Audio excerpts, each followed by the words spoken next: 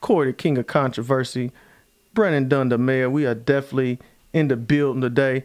A major conversation piece today. We're going to be definitely busted up. We're going to have two conversations that we're going to be talking about a little later on in the show. The first one we're going to be talking about, if you self-identify as being Black or African American, should you teach your children to be patriotic and to pledge allegiance to the flag? Old Glory, the patriotic oath, all that nonsense. Second conversation piece we're going to be dealing with is, does Willie Lynch, the spooky god, still control the minds of people that are non-European in America, or is that just an excuse? You know, we have a lot of people that have blamed the issues of our community on Willie Lynch, and a lot of people seem to know an awful lot about Willie Lynch. But if they knew so much about Willie Lynch, would he still be able to affect the outcome in so many lives of people that are categorized as non-European? Well, we'll check it out and we'll bust that up a little later on in the show. If anybody wants to call in and have these conversations today about the flag, Old Glory, and if you feel like you Black African American and you feel as though your child should pledge allegiance to the flag and does pledge allegiance to the flag, because I know majority of y'all out there do. I mean, all these pro-Black conscious folks, all of your children are more than likely out there standing up, hand across their chest, saying the Pledge of Allegiance and singing the national anthem. So don't even front. I know how y'all are, because most of y'all, heck, y'all UK fans, you know, and I put that post out there today about UK fans. You know, it's kind of a jab at people, but it just kind of trips me out that so many people are so pro-Black and so in touch with their Blackness, but yet they are die-hard UK fans. How can you have allegiance to anything in America and be pro-Black? Any type of allegiance, I don't care if it's a sports team, I don't care if it's the Pledge of Allegiance, you can't be pro-Black and this pro-Black warrior and have so many alliances and allegiance to America. Just nonsense. I'd like to also talk to y'all about the Guardian Project, give y'all Guardian Project update. The Guardian Project is a project that we have created to make sure and ensure that we are in fact our brother's keeper by making sure that our youth are not out late night on the block. You know, now I understand that this isn't something that we can force upon children under the age of 18, but as I feel like I am my brother's keeper, I feel like it's important for me to be out and mentor, and not just mentor where it's safe. But if there's something going on at nighttime, after hours, in areas where our youth don't need to be, I think that that's important for us to make sure that they're not out there. You know, so, you know, we have patrols. We are not the police. We do not police the community. What we do is we patrol and we make sure that everybody in our community is going to be safe. And if they need help, we're going to be out there to help them. So if you want to know more about the Guardian Project and actually be a guardian, you can hit us up on the Resolve hotline at 859-429-2114. Once again, that's the Resolve hotline, and that's 859-429-2114. Also tonight, there's going to be Brother to Brother at William Wells Brown at 7:30. So if you don't have anything to do, or if you do have something to do and you want to be a part of the solution instead of being part of the problem, make sure you come to William Wells Brown today, 7:30, and check in with your peoples. You know, there's going to be a lot of youth there. A lot of our young folks definitely need to hear from our older folks. So make sure y'all come through and support the youth. Like I said, if you are not part of the problem, part of the solution, you are definitely the problem. So be a part of the solution, and I'm not just saying if you don't make it tonight and you're not mentoring at William Wells Brown that you part of the problem, because you could possibly be doing something else positive in the community. But I would like to see more of our brothers out putting in that work. What's good with you, big guy? Oh man, just got off the highway. I was listening to what you was talking about with the brother to brother and all that. We need soldiers. We don't need people. We don't need numbers.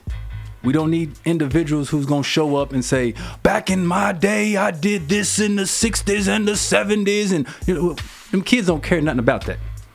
So my thought process for real is if you're going to show up to Brother or any other group from here on out, bring something to the table. You feel me? Like actually bring something to the table. We don't need people telling you old war stories and telling kids why they should do this and that. We shouldn't tell them why they have to compete against it. My thing is that everybody, well, we're going to get into this later in the show, but the majority of people ain't mentally stable enough to be speaking to these young men who are mentally unstable. Too crazy folks, you're going to have an extra crazy mess. So we don't need mentally ill individuals leading impressionable youth and having negative outcomes or consequences. So my thing is, if you're going to be there, I would encourage people to sit, watch, and listen before they just jump up and get involved, because a lot of people get involved and start talking about stuff they don't know what they're talking about. You heard that? No, I'm not saying don't come, and I'm not trying to put a negative light on it, because the group is beautiful, but sometimes when you get a whole lot of chiefs and not enough Indians, that, you know, it becomes an adult. Let's compete with each other as opposed to hear from the youth. Hey, that's peace. And also, before we get into this real quick, you know, we definitely got to touch base on it. You know, I just look at it as, I guess we could put a title on it, how quick we forget. Off season, preseason, week 1, week 2, week 3, whenever, the NFL owners were the one blackballing Colin K. Trump made a comment. A lot of people might not have liked it. But then all of a sudden, the owners, the coaches, and the players want to protest what? They just want to show unity and show some type of allegiance towards the National Football Team, the National Football League, that same National Football League that was blackballing Colin K due to his stance on the Black Power movement. It ain't gone nowhere, so let's call it the Black Power movement. But now everybody want to look at it as though now it's the let's all get along type of movement. When I look at it as, heck, the owners are just as racist as Trump. So now people are now talking about, oh yeah, the NFL is unified. Well, does Colin K have a job yet? So how quick we forget that the racist owners are the reason that there's been a boycott in the non-European community not to watch NFL, and that's the real reason why the ratings are low. It ain't because of the hurricane. It ain't because people don't like the fact that you have non-Europeans protesting. That's not the case. The case is that most of the folks in what they want to identify as Black or African American community decided we are not gonna watch football until y'all do Colin K right. And it brought the ratings down. So, but you know, I just wanted to throw it out there just to have a quick thing about people being out there. And those racist owners don't care nothing about money. They care nothing about anything but money. Point blank period. They don't care about no unification. Once you get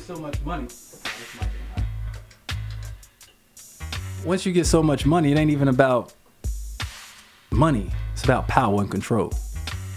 When you own an NFL team, you're a billionaire, multi-millionaire. It's about control. They got the money. Now it's just about power and doing whatever the heck they want. They care less about anybody else. Earlier today, you spoke about people being sick and emotionally not stable when we was talking about brother to brother. And you know, when I was looking at that Kanetta Jenkins thing, you know, everything went viral. It's the young girl that was found in the freezer in Chicago in the hotel. The very first thing people start doing was talking about how you could see through this girl's glasses and the black males in the room was aggressive. You can hear her calling for help. They was killing her, you know, and the girl that was on the video, she looked like a monkey and she was ugly. I mean, just anything that they possibly could to destroy the black male, because when you got people like that, you're dealing in race. So you want to talk about race relations and everybody's talking about being racially profiled, but dang, look at us as a people, how quick we were to racially profile the men that was in that room. You know, so one thing also going on along with that I would like to tell and have parents do is, let them know, parents, be parents before it's too late. So here you have a mother that is upset because her daughter was found in a freezer 2 days or a day later after the fact, after she died, instead of being upset that her daughter was at a kickback, possibly drinking lean, smoking weed in a hotel room with boys that she didn't know. So parents, be parents before it's too late, man. Nobody want to hear about no protest, because right now y'all talking about justice, but there's no way to get justice from somebody. The injustice came from the mother not being a mother. And I don't care if the girl was 19 years old. That's when you really need to amp up your parenting skills, is once your children feel like they old enough to do what they want to do. So, you know, are children, high school students here in Lexington at the high school age, are they already drinking lean and popping molly? It was a 16-year-old last year that overdosed on heroin. So what ain't they doing is a better question. It ain't are they doing it, it's what they doing, how much of it are they doing. They got access to everything we got. What do you think they, because you know old boy from that spoke at that little conference we had, was talking about you can't go down a block in Chicago without teens 13 and up with the styrofoam cups with the lean in it. You know, they already popped blade. Yeah. You know, so I start thinking like, dang, I haven't seen it, but it don't mean it ain't being done. And then like he's talking about the kickbacks in Chicago. You know, then we having kickbacks here in Lexington. So it's like the culture is moving fast. So it's like, you know, parents, you know, watch out for your children and make sure they not popping mollies and drinking lean already. You look at Power. If you watch Power, Keep Up with Power, Ghost son, he's linked up with some bad dudes, I guess you could say, with old 50, and they had him strung out on the lean. You don't have to, but if you look at that situation, all they had to do is introduce it to him.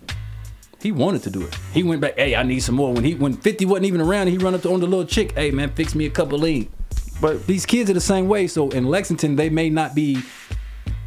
You got to look at the drugs of choice in certain regions, certain areas. If you go to DC, you know, they're going to be on the boat. They're going to be on all that type of stuff. If you in Lexington, cocaine is king. If you don't think these 16-year-old kids is doing cocaine, then you out your daggone mind. If you don't think they popping pills, you out your mind. They may not be sipping the lean per se, but codeine metabolizes in your body as morphine. If I'm popping Percocets, it metabolizes in my body the exact same way, except it's Percocets are stronger than morphine. So lean may be bad, but heck, when these kids is popping pills, the pills they popping is stronger than the morphine. It's stronger than the codeine. We got John's son in the building. You just dropped your daughter off not too long ago at college. Mm-hmm. What conversations did you have with your daughter as you dropping her off, understanding the culture of college? The thing with her is she's always been like a leader. So it's like a whole lot of people might do things, but she don't always jump on the same things everybody else do. Now, drinking, that's expected. But as far as like doing like a bunch of hardcore drugs, I don't see her doing that. I mean, she's in her second year now. Her grades is pretty good. You know, we just now got back from her yesterday for a little family weekend event they had down there. But I mean, she's all right. She's just doing the normal college girl thing. I mean, she's not all over the place. That's one thing I can say, you know. But I see a whole lot of other people, you know, on their little social media and stuff, and I think they done got like a little bit too loose. But we just constantly just stay on her, you know. Like if we see something we think is out of line, because you know they broadcast everything on social media. So, you know, if we see something, hey, look, you need to tone that down, you know. But I mean, you know, it's like everybody got their own experiences. Your experience is what shapes you, what develops you. We had our experiences. That's what molded us into the men we are today. So sometimes you just got to fall back and just watch, you know what I'm saying? Then if it gets a little bit too deep, then, hey, you know, hey, you need to check yourself.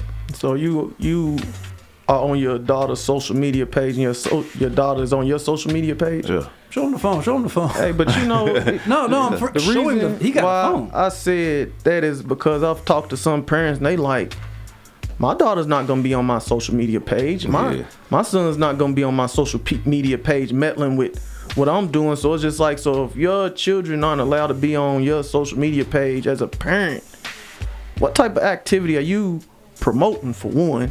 And then for two, how can you possibly keep up with your children knowing that children can't even carry on a conversation? I think me and Corey had a conversation about that a couple days ago, about how children, our youth today, are so socially awkward that they cannot carry on a conversation because they're so used to texting. So when they talk with an attitude and don't even realize it. Mm-hmm. They tone is tore up. They rolling their eyes, they rolling their neck, and you got, hold up, watch your tone. You know, what you mean mugging for? I mean, I go through that daily, you know what I'm saying, with my high schooler. Daily. But they haven't had enough conversations to pick up on social cues. Yeah, so when I'm talking to you and I'm looking you face to face, exactly. I can tell your emotion. So he's smiling, he's cool right now. Yeah. Brendan laid back. You don't get that from a text message. So man, I don't care, I'll be right back. I can have all the attitude I want on a text message, it don't get across. So then when I have a real conversation, it plays out like that. But you was talking about the social media thing with parents. Do you know how many adult females, queens, I'm talking about queens now, I'm not talking about scrags, I ain't talking about hoes, I'm talking about queens. You know how many queens I see on Facebook post, I need some D. I need somebody to come over and slay me. Well, they half naked. I just wanna choke on something. I just wanna swallow something. I mean, man, yes, my page goes ham. So when I see one time, I'm not lying to you. Does Corey have over? I have Facebook friends. Hey man, I have real ones. I have real Facebook friends. So when these friends, one time, one of the situations was, it was a situation where it was a sexual conversation and the child was engaged in a conversation with the parent, talking about, Mom, come on, man, this is Facebook. I can see you, Mom. You know I can see this, right? Well, you shouldn't be meddling. You shouldn't be asking or propositioning yourself. You putting yourself out on the market on an international website. I guess I don't have those problems, because even though I monitor my children's Facebook pages and multimedia accounts, I have an overseer as well. My wife monitors my accounts, and if she sees something on there that she don't like or something that ain't right, hey, delete and block, and you know I'm cool with that. She's got my accounts and she goes through it, and if something ain't on there, she might bring it to my attention and be like, you know, somebody's off liking an awful lot of your comments. They doing this and they doing too much, because you know how girls they like to sneak, man. They, not my wife, but other girls on Facebook, you know, they see that we putting in work in the community, so then they want to kind of slide in your inbox and, you know, need help this way and need help that way. And me as a advocate, you know, I'm always willing to help, and sometimes I guess I'm a little naive and don't know the game too much, so that's why it's always good to have an overseer to make sure that they monitoring that multimedia page and say, nah, this girl right here a fraud. You know, you got check at delete. Hey, here's what you go do. ahead and delete her for me. Respond to them like this. Me and Tara will be on our way. You know what? Call me and my wife, and we can come over and we can set up a time that we can come. Yeah, me and my wife, we both gonna come. If they on the foolery, you know what? I'll just call Brandon. Heck, that'd be open to what you just said. You and your wife are both gonna come. Now you gotta clean it up. This is a family show, you know, and you took it all the way far left. So now, you took that far left because you now you on Facebook. Matter of fact, ain't he one of my Facebook friends? You got to clean that up. This is a family show, man. But let's get into this this American flag thing, man, because you know, looking at all of this action, man, and even with Josh's son in the building, I seen where your wife posted something about your daughter last year would have to pull a clip if she didn't stand up for the Pledge of Allegiance. Yeah. Pull a clip. Oh, the little things. You know how they got red, the colors green. And blue and green and all that? Yeah, but she wouldn't stand. And the reason why is because we talked to her, you know, before she even started. Like, you know, this is what they gonna have you do. This is the reason why I don't stand when I go to your brother's games. You know, we just broke it down to her. So she's like, Daddy, do I have to stand?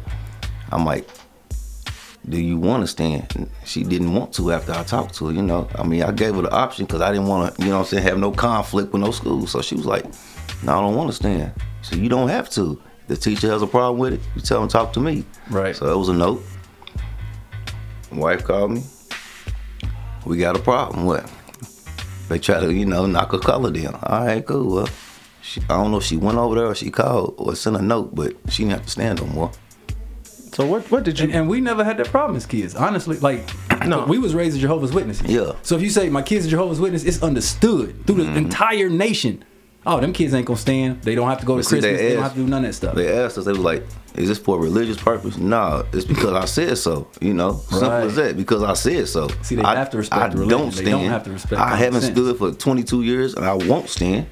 You know, it's not like it's just since 2016. Oh, Colin Kaepernick, he did this. Nah, ever since I watched Higher Learning in 1995, and I looked into it like, it makes sense. And I sit there and think about the history. So my thing is, the way I feel, the way Keith Johnson Coleman feels, you know, if you standing for a flag, you over pledging allegiance, got your hand over your heart and all this, that, and other, it's the same as worshiping a piece of fabric. I won't do it. And then I sit there and think about what that fabric represents. It don't mean nothing to me. I mean, so why am I gonna stand for it? Why am I gonna put my hand over my chest? Why am I gonna sing the song? Why am I gonna say I pledge allegiance to the flag? I don't pledge nothing to it. But let me give a little background history for the folks out there that don't know. The Pledge of Allegiance was published in 1892 to commemorate the 400th anniversary of Christopher Columbus's voyage to America. Christopher Columbus, a lot of folks don't know Christopher Columbus and his dealings. That man is killed and was responsible for killing millions of people, putting his dogs on people and eating them alive for sport. People killing people through slavery by overworking them. So Christopher Columbus, you know, we got a Columbus Day. Rapist. I mean, you know, Christopher Columbus was a typical white supremacist. Typical white supremacist, you know, a typical Donald Trump.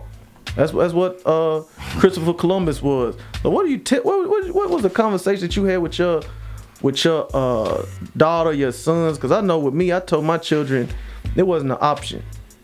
You better not stand. And then I let them know, you know, kind of hit them with that scare tactic. If I see you standing and I creep up on you and you and her standing, it's gonna be an issue. Because me, the same thing that you said, I had a conversation with my wife earlier today, and she said she didn't look at it more so as like worship. But, you know, when you pledge your allegiance. Why? Well, she just said she didn't. Why? What do you mean? Why did she look at it as worship? Yeah. I don't know. Maybe if I know she's listening, Dina, if you're listening, you can call in and let us know why you don't feel like it's worship, so you can look at by calling in 859-721-5690, and you could explain as to why. But me, I did look at it as idol worship, you know, of America, because I can't stand. I was never patriotic.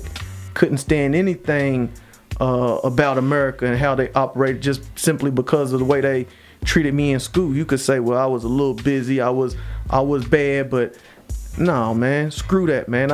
They said I was back in the day. You know, what was it? Militant. Back in the day when I was young, I was always militant. No, I just didn't rock like that. Now here's my thing about the Pledge of Allegiance, that I really don't even care about the Pledge of Allegiance. It's 5 sentences or something. I don't know. But what the Pledge of Allegiance does to your subconscious mind goes much deeper than those words that you say. So you don't look at it as religion because you don't say it in church. You associate church, if you're Christian, which majority of us are, we associate church with religion. So, you know, crosses, Jesus, that is religion. You don't look at religion as a strong held belief. You also are not aware that 95% of our unconscious beliefs are programmed before we are 7 years old. So when you start school at 5, 6, 7, you've already been indoctrinated with the belief that this is appropriate, that this is correct. All you're saying is the words. What you don't realize that subconsciously you say it every single day. That makes it a mantra, right? Beat into Om, you know what I mean? It's a mantra. So if you keep saying it over and over and over, it's the same way how we used to rap Tupac and Biggie and No Limit and all that stuff. I pledge allegiance to the flag. I pledge allegiance to the flag. I pledge allegiance to the flag. Now, subconsciously, you are programming your brain after 21 days. You do this 21 times. So after 21 school days of pledging allegiance to the flag, you have programmed your brain to believe that you are to pledge your allegiance to the flag and the nation for which it stands, one nation under God. So now we have a country under God. You don't think about it as religion, even though God is mentioned in the freaking sentences, because you are programmed as a child. So as an adult, you will defend that flag and your right to worship the flag, to stand by the flag, to honor the flag and all the wonderful stuff that it represents. You've been bamboozled by the time you was 5, 6, 7. So when you continue to do the Pledge of Allegiance in 12th grade, it ain't nothing to you. You just go through it and you don't even think about it. You can say the Pledge of Allegiance. You ain't never said the Pledge of Allegiance. I ain't never said the Pledge of Allegiance. So how come we know it? We heard it that much. And even though we don't say it, it's still programmed into our mind. But those who do say it without knowing what they're saying are doing that much more work to program their subconscious mind to believe that United States is the everything and we are supposed to fall in line. We are supposed to listen to them. We are supposed to agree with it. So as a black person, hell no, you shouldn't say the Pledge of Allegiance. As a white person, hell no, you shouldn't say the Pledge of Allegiance. As a Christian, hell no. As a Muslim, as a Jew, as any other a 5%er, as a Jehovah's Witness, and whatever your religious belief is, if American is not your religion, no pledge. So are you saying that America is a religion? Yes. Or the pledge is a religion? In Kentucky, we bleed blue, right? No. Well, America, we bleed. I bleed blue. I'm a red-blooded American. You know, I will, Blue Nation for everybody out there too. If I walk out here in the middle of Main Street and I set an American flag on fire, is it likely that somebody is gonna stand up and say something? Oh yeah. They hold it so true. They hold that flag so true to their heart that the average dude who I cuss out and call his wife everything under the sun wouldn't bust a grape. Burn that flag and see what happens. They will get courage like no other because you are burning their God. It is what it is. Worship. So yeah, y'all go ahead and pledge allegiance to a piece of cloth. That's another thing that gets me is the people out there that say people died, fought, and died for the flag. It's like, did they really fight and die for the flag, or did they fight and die for their country or their people? Does the flag represent their people, or does the flag represent its own interests? It represents the people. So that flag is responsible for killing 500,000 people over there in Japan in Hiroshima and Nagasaki. That flag is responsible for killing half the people over in Africa. That flag is responsible for the death of Gaddafi. That flag is responsible for the turmoil in the Middle East. That flag is responsible for all the dead bodies, in the ocean after the fact, because America was established for a while before they stopped the slave trade. So all the problems that we have, all the poverty around the world, all these third world countries that shouldn't be third world countries because it was America that stopped them from developing. Yeah, that flag gets around. That flag means a whole lot more. And if you go anywhere outside of this raggedy landmass, don't nobody respect that flag. Yeah, they don't in France. But check this out. This right here is from a Marine veteran. My cousin posted this yesterday. And he said there's a whole lot of disrespect for the flag that goes on or whatever. But in the United States Code, Title 36, Chapter 10, not one time does it say that kneeling is disrespect. It's from a Marine vet. And I posted it, and it's got everything, like it's a whole lot to read, but not one time does it say it's disrespectful to take a knee. Well, it says West Virginia versus Barnett, 1943. I forgot what court it was in, but it was a person cannot be required to recite the pledge or any specific part of the Pledge of Allegiance. So it's law. That's case law. So for the folks out there that say that you have to stand for the Pledge of Allegiance, you have to stand for the national anthem, that goes back to that white supremacist belief that basically you do what I tell you to do, and if I believe in it, you should believe in it too, and you ain't got no say in the matter. Just like Donald Trump talking about the owner should make the players stand. You got old boy from the Cowboys talking about if his players don't stand, that they gonna be fired. Well, the league's 70% non-European. So what happens if somebody on the Cowboys team and the whole Cowboys organization, well, heck, just take the non-Europeans. Y'all not gonna have a squad. Y'all not gonna have a quarterback. Y'all not gonna have a running back. Man. So if everybody in the NFL non-European walked out, there would not be an NFL anymore. Are we getting into the Willie Lynch syndrome? Because that's exactly what you're describing. You got a bunch of Negroes who tell. Now here's why I don't support the boycott. Honestly, I do not support the boycott. I don't watch football, so I'm not losing nothing. I don't spend no money on the NFL, so I'm not giving them. They're not gaining anything from me. But at the same time, I ain't studying that boycott because you gonna tell me I can't watch football, but 70% of the league is black and they show up to work every day. They the ones that have the power. So if Dak, Zeke, and all them knuckleheads, if they decide, you know what, we ain't gonna go to work today, instantaneously, Cap would have a job and anything other demands that they want would work. Look how long at NBA lockout lasted. Half a season. And it was real quick to get everything together, right? Because who was losing money? The players were still getting paid. They under contract. You gotta pay them. You gotta pay the players. The owners are the ones that's not making no money when there's a boycott. So what they need to be doing is saying, you know what? Ain't none of us gonna show up. But once again, you got these individually minded Negroes that we call NFL stars. Remember that poem your boy did at the Umar Johnson? Umar Johnson, yeah. NBA. I mean, and the that's draft, the auction block. And that's exactly what it is. They slaves. So when your boy Trump says he should make them, my question is, are you going to be weak enough to let somebody make you do anything? Majority of them? Yes. Yeah. Let me tell you something I thought was funny, though, was the NASCAR owners. They told them if anybody disrespect the flag or whatever, they was fired on sight. Who cares? Who expected them to even stand up and make a stand?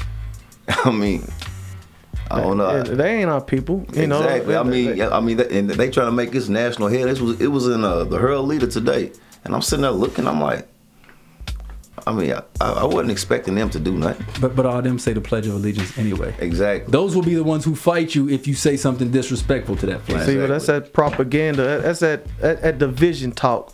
They want to put that out there to try to put us against them, but it's already that way. NASCAR's on board with Trump. Y'all better get on board too, basically. Man, most black folks don't watch NASCAR. I started watching NASCAR when you was locked up. Yeah, you had to. When Earnhardt had that wreck and he died. Yeah, I know it's morbid, but that's the reason why I started watching. Yes, man, I was locked up at the time. I was incarcerated at the time. Games and watching those cars wreck. I call them the redneck games, man. They sit there and watch cars going around in circles. It's a reason it's a Bush series and not Budweiser series. Why is that? Bush is the country lower end beer, so they sell Bush's NASCAR. The Bush series, they got Budweiser. It's all owned by the same company. So when we put Bush out there, that's like saying Colt 45 for for hydraulic competitions. You know what I mean? Like Bush, it's country boy beer. They put hunting and NASCAR on their beer cans every year. We worked there. On Somerset, it's where it's going to hit the hardest. Yeah. So I mean, it's not for us. You wouldn't expect them not to do nothing like that. But even that to me is the Willie Lynch syndrome. Honestly, everybody puts Willie Lynch on black folks, and I can't agree with the Willie Lynch folks. The Willie Lynch syndrome only affecting melanated people because it affects every single body in the United States of America, whether you want to admit it or not. So since you're talking about the Willie Lynch syndrome, let's go ahead and get into this Willie Lynch. But a lot of times we talk about Willie Lynch, and a lot of people out there honestly don't know what it is. So check this out, listen to it, and then we'll dissect this Willie Lynch syndrome after y'all hear the Willie Lynch letter. I greet you here on the bank of the James River in the year of our Lord 1712. First, I shall thank you, the gentlemen of the colony of Virginia, for bringing me here. I'm here to help you solve some of your problems with slaves. Your invitation reached me on my modest plantation in the West Indies, where I have experimented with some of the newest and still the oldest methods for control of slaves. Ancient Rome would envy us if my program is implemented. As our boat sails south on the James River, named for our illustrious king, whose version of the Bible we cherish, I saw enough to know that your problem is not unique.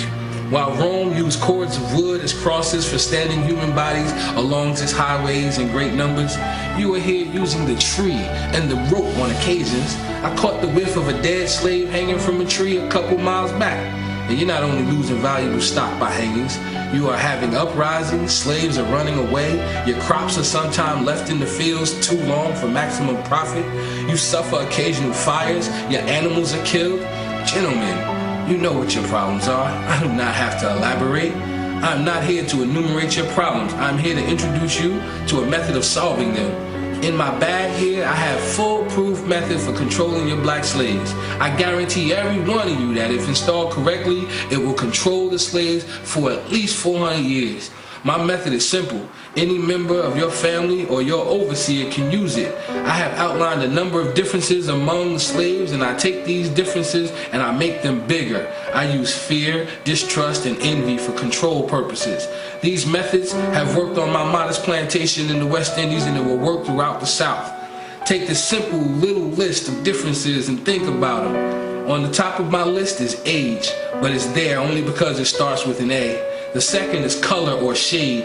There is intelligence, size, sex, sizes of plantations, status on plantations, attitude of owners, whether the slaves live in the valley, on a hill, east, west, north, south, have fine hair, coarse hair, or is tall or short. Now that you have a list of differences, I shall give you an outline of action. But before that, I shall assure you that distrust is stronger than trust, and envy stronger than adulation, respect, or admiration. The black slaves, after receiving this indoctrination, shall carry on and will become self-refueling and self-generating for hundreds of years, maybe thousands. Don't forget, you must pitch the old versus the old black male versus the young black male. The young black male against the old black male. You must use the dark-skinned slaves versus the light-skinned slaves, and the light-skinned slaves versus the dark-skinned slaves. You must use the female versus the male, and the male versus the female. You must also have white servants and overseers who distrust all black, but it's necessary that your slaves trust and depend on us. They must love, respect, and trust only us. Gentlemen, these kids are your keys to control them. Use them. Have your wives and children use them. Never miss an opportunity. If used intensely for 1 year, the slaves themselves will remain perpetually distrustful. Thank you, gentlemen.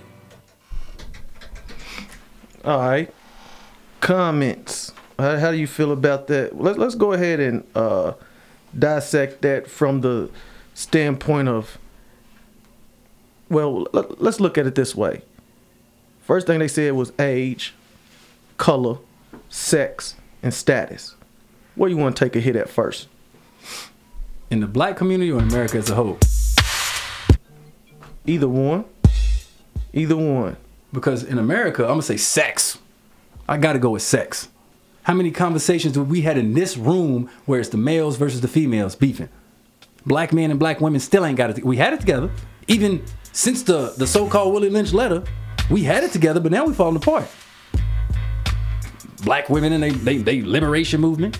Black women and they feminist movement. Black women and we should be able to do everything we can. Black women and we shouldn't allow our men to dictate or tell us what to do. Black women and God is not a man anymore. So this whole battle of the sexes is killing the black community. As a result, we have no fathers in the home. So when males and females fight, the black woman will say, I don't need a ninja for nothing, and at the same daggone time run to the white man and say, please give me everything I qualify for. So heck yeah, it's working. Yeah, putting the female against the male against the female, and the male the same way. I mean, it's not just the females, because the dudes is all she wants is my child support. All she wanted, well, you should be paying your child. You shouldn't be paying child support. You should be taking care of your kids, but you're not. You see what I'm saying? So it's them bitter bees over there. And then on the flip side is the deadbeat daddies and all them over there, them no good ninjas over. So instead of saying, you know what, I love you and you love me, we got the exact opposite. So when you have a male going against a female going against a male, let's see, I don't know if this letter, the Willie Lynch letter, has been authenticated or not, but it's definitely a divide, and somebody created that divide. So was white supremacy the divide? Where did the divide come in at to create this division amongst us as a people? Because if we don't know, how can we fix the issue? Honestly, I would say the Willie Lynch letter is a symbol and symptoms of American society as a whole, which is based largely on white supremacist power structure. In order for the white supremacists to continue to have control, they have to divide and conquer. So it's not just black people. Black people don't get along with white folks. White folks don't get along with nobody. So the white people don't get along with each other unless they're beefing with blacks or Hispanics or Muslims. So when you look at it from that standpoint, it's got to be a white supremacist systematic situation, because they talking about controlling the masses. Who controls the masses? White people don't have the power to control the masses. Some dumb dude from Virginia named Willie Lynch probably ain't have that much sense and that much foresight to be able to think of a way to control people for 400 years. It never happened in the past. So you see what I'm saying? It's like, come on, man. It never happened in the past to the capacity it happened in America. However, that Willie Lynch syndrome has never, it started in ancient Babylon. I can show you in Babylon. I can show you how the Egyptians thought they was better than the Hebrews, the Assyrians, the Babylonians, and everybody else around them. So the concept is nothing new. It's just putting it in the white supremacy and saying that we're the controlling group. So when you looking at folks as being our sisters, as being pro-black, which they should, being strong, which they should, but when you see the division to where it becomes a feminist movement, or it's our movement, or this is what our people are doing, if that's drawing division, can we look at our sisters as even being free? They not down for the cause, and they not for us. And I'm gonna tell you why. The sisters who say they all about girl power. Mind you, I got a house full of little girls, so I'm all about girl power too, woman power. You see what I'm saying? But these women, they all focused on us, and girls, and we need to get equal pay, and we need to be respected, and we need to this and that. And guess what? Short bus test tube, baby. Because for being on the radio, I can't say the words that I really want to say, because I'm passionate about this situation. If the women get all their rights, black women get all the stuff that the white women and all the other women are asking for, does it change the fact that black men are still going to be at the bottom of the barrel and still being mistreated, and they look to us to provide for them? If every black woman, for the most part, they have the highest expectations when it comes to marriage. They want the most money. They want the most educated man. They want the most handsome man. They also want the most thuggish and most gangster and all that. They want it all. They want what Chili wants. Realistically speaking, it's hard to get. So when they going through all that stuff, wouldn't it make sense for them if they expect a man to take care of them, they expect a man to buy a house? Wouldn't it seem like that movement that they support should be more along the lines of supporting the black males, because the black males are the ones that they expect to take care of them? But no, the black women are saying it's all about me and us. But in the meantime, if we found one of y'all, we want y'all to take care of us. But y'all, you see what I'm saying? So it's basically saying when it becomes, instead of inclusive, it's about us, it becomes a slave mentality type of thing, to where, you know, as division. We got a phone call on her. You on the line? You on Blackout? Well, you on the line? You on Blackout Radio? What is going on? Who is this that we have the pleasure of speaking with? You on the line? You on Blackout? This is Dina.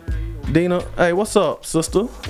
Anybody that don't know, Dina Dunn is my wife, so you know, tread lightly, because you know, I don't want to. It's the first lady. Go in on you on this. So you know, be easy, sister. What's going on with you? Well, I wasn't gonna call in at first when I heard you mention my name. But then you got your brother on here talking about black women and their role, and the reason why, you know, the black family is breaking up has a lot to do with black women and basically their loss of respect for the black man. And I just feel like that's all wrong. I feel like the reason that the black household is falling apart is because the black man has lost control of his household and his environment, and he's unable to keep his team together. So I think that's something that you should think about. Black women. No, these households are falling apart because they have no head.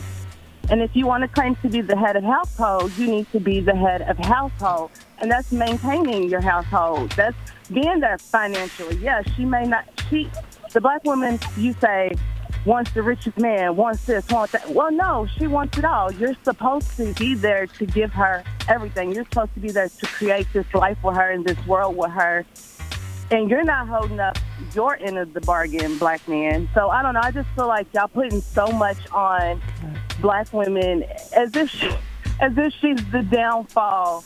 She's responsible for the downfall of the black community. Yeah, you had an awful lot to say. I don't think the black woman is responsible for the downfall. I think the lack of spirituality is responsible for the downfall of the black family. You didn't mention spirituality. What you said was basically her wanting more money, her wanting the finest guy, her wanting the best guy that has this, the best guy that has that. May I ask a question? I didn't have a question. No, I'm saying, may I ask you a question? Oh, yeah. If 74% of children are born out of 74% of black children are born out of wedlock. That's because the black man didn't marry her. That's because she gave up the booty before he. Because she gave up the booty before he gave her a ring. He decided to take the booty. Hey. You know when you're about to, I'm sorry, but you know when you're about to take your date home for the night or whatever. You know what you're planning on doing. Dina, can I say this, please? Look, there was one time when I was young and wild. You need to stop. No, I don't want to hear that. I told her sister, I said, baby girl, I'm gonna talk you out your drawers. You gonna give me some, and I'm not gonna call you tomorrow. You know what the sister did? You gonna call me tomorrow, right? Okay, that was. I told the girl I will not call you tomorrow. All the way around the world. And about 9 o'clock that night, the next night, she called me and said, "You really wasn't gonna call me." Hey, everybody, you are now listening and hearing the Willie Lynch syndrome live. This is what Willie Lynch has done to us. Sister, I love you, and I will talk to you when I get home. Listen, Brandon, no. Between y'all two, y'all are dividing us as a people. Brandon, no, listen. So if this is what Willie Lynch has done, right, and I call in to give my response to Corey's remarks, and he doesn't accept what I say and take it into consideration, he's the problem. He is supposed to be the head of everything. You're the head, you're the ruler, you're supposed to be the boss. You take what somebody says to you and you think about it, and you put yourself in that position. But what you're doing is you're talking about everything that black women, are doing wrong. So just think about that. May I ask you a question, Dina? I was probably almost over, and I'm gone. Bye, y'all. In response to that, I will say this on a psychological level. Because I am a man, I belong to the group of males. Because I don't belong to the female group, females will often, since I'm not part of their group, they will want to counter what I say. It doesn't change the fact that it's true. Now, I did leave out things about males. Males are not responsible. Men are not, staying and getting married, largely because they don't have to. You know what I mean? I mean, like, honestly speaking, what guy says, you know what? There's twice as many women out there as men, but I want to pick just one. I want to go home and stay home with that one, just that one right there every single day. I want her to tell me when I can come, when I can go. I want her to tell me what kind of clothes I have to wear, who I hang out with. I want her to think everything about my life for the next umpteen years until I die from working myself to death to provide all the unnecessary things that she wants. So when we looking at the Willie Lynch syndrome, what has, and white supremacy, what's the biggest destruction of us as a people? Has it been the divide between the female versus the male? Or has it been the divide between age? Or has it been the divide between color? Which one would you look at? At this point right now in 2017, it's everything. I mean, if you look at that, if you break it all the way down, male against a female, female against male, all that, old, young, old, all that. I mean, that's the format. I mean, they had the perfect format right there to divide everybody. You know what I'm saying? Like, you got this little set here, this little set here, this little set there. We hate them, but we'll G with them, but we hate them over there, even though they like them. So now they like them, now we hate them. I mean, I don't know, man. It's like I just look at everything. I just sit back and observe a whole lot of things. Like, when I'm at work, I'm in the cafeteria, I see how certain people, at certain times, they'll hang with this person just because this person don't like his person. They won't speak to him, the next break. But then when they out on the floor, what's up, blah, blah, blah, blah, blah, and they packing stuff back and forth. I'm like, man, I feel like I'm in high school. I mean, but like I said, there's a divide, and it's not just with black people, white people, the Mexicans, everybody's like that.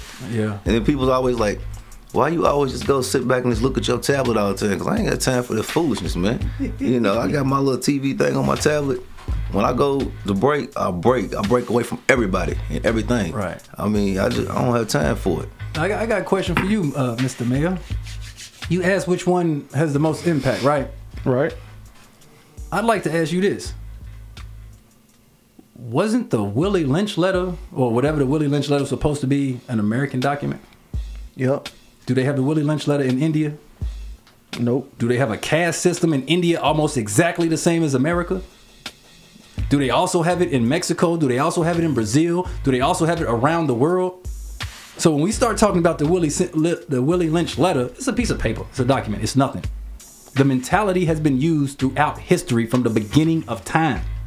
Since Nimrod and the daggone Babylonians to Egypt. So I don't think race is the biggest issue. I think that in America, that's one of the biggest issues, because due to race, that limits your education and your economics, which then causes that many more problems. So your problems will be magnified as a result of race. However, the white folks still deal with the same Willie Lynch problems we do. But then when you look at white supremacy, if white supremacy is the person or the structure that has created the syndrome that so many people are falling victim to, aren't these devilish people the ones that are running the entire world?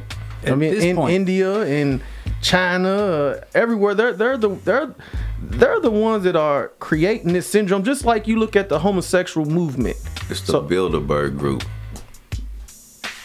Man, before I can't argue with that either. Okay, if you look at like in the history, and Corey, because we got 5 minutes, Corey pointed to us and said we are the ones that created it. The black people created the Willie Lynch syndrome. Yeah. They use it as an excuse, man. No, we didn't create the Willie Lynch syndrome. I'm saying the concept was used in ancient Babylon to control the people and the masses. You have to have a caste system. You can't have a king without having people beneath him. How the heck you think all them big structures in the Middle East got built? The pyramids and all that. That was because of a class system. But didn't God create the caste system since he's the king? No. So God only created 2 people, Adam and Eve, a man and a woman. No, but he got angels. Oh, you talking about a monarchy, the hierarchy and all that. What's the difference between a monarchy and a caste system? A caste system is discriminatory. God doesn't discriminate.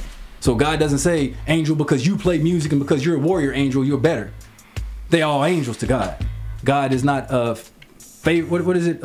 Partial. Okay. So in that sense, it's different, because the caste system is I'm better than you. Not only am I better than you, I'm only eating because of you. So it's my come up is due to your downfall. That's white supremacy. White people only came up. So what they did is they took a concept that Africans had, the Egyptians, who they later taught to the Greeks, who they then taught to the Romans. The Romans go through all the dark ages and stuff. The Moors take over again. Then the white people say, you know what? We cannot tolerate being ruled by black people for another 800 years. That was the birth of white supremacy in 1492. After they kicked all the Moors out of Europe.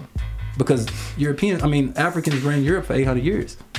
We only have like 2.5 minutes solutions. What is the solution to this Willie Lynch syndrome? What can be done? Because it's evident that there's a problem, and there's a major issue between the non-European male and the non-European female in America, in our community, where people classified as Black and African American. That is one of the. I think that divide is even bigger than our youth and the elderlies. I mean, because how can we get our youth together if the parents ain't on the same page? We was at that meeting at the William Wells Brown at Brother to Brother last time. There was a brother who came in and spoke, and he said, y'all got to understand, you got to, he was talking to BJ's age group. He's like, y'all got to come together because y'all competing against each other for jobs. That's the problem. Why do I have to compete against BJ for a job when I can work with Keith, I can work with you, and we can all teach BJ? Now we are stronger as a unit. So instead of us having this individualized American mentality, all we have to do is go back to the village concept I gotta take care of yours because taking care of yours is taking care of mine. I gotta take care of his. Taking care of his is taking care of mine. He's gonna take care of mine and yours. And when we deal with that true concept of community, we be straight. Now, before we get out of here, if we go to the village concept, does there have to be a hierarchy? There has to be leadership. So who determines who is more qualified to lead? Because, you know, The people. in our society, and we say, okay, The elders. the elders, is it a man? Is it a woman? Because that's going to come into the village concept. I want to be alpha. I want to be omega. I want to be in charge. So can we have a village concept? Only if people put their egos at the door. Leave their egos at the door. If we teach the children his age about not standing up for the Pledge of Allegiance and they don't want to do it. It's the next this generation is lost. Our age group, adults, are screwed up mentally already because we passed the age of 7. We already pledge allegiance to the flag. We already hate other black people. We can't wait to you know, ish on each other. But I ain't never thought about helping another brother out. So, you know, I can very easily run up on Keith when he's having his fish fry and be like, man, look out for me. Let me get a discount price because I'm black. But when do we get to the point where we say, you know what, Keith, I'm going to support your business and pay every dollar you ask for because I'm black and because you black? It can happen. In fact, it happens in other countries. We just have a problem with it because we've adopted a white man's mentality. So it would take for us to go back to what we were prior to them and their foolishness in order to be successful in that movement. But the same people go to Foot Locker and wait in line and pay top dollar for some Jordans. And tell everybody how much they pay. So, but you And licking the bottom of them and all that old junk. Come on. So when you look at the solutions, sometimes in order to go forward, you have to go back. Sankofa. Ponder on that. This is Blackout Radio with the Dumb Boys. Ja's son in the booth. Lil Junior in the booth in here with us. We out. Peace.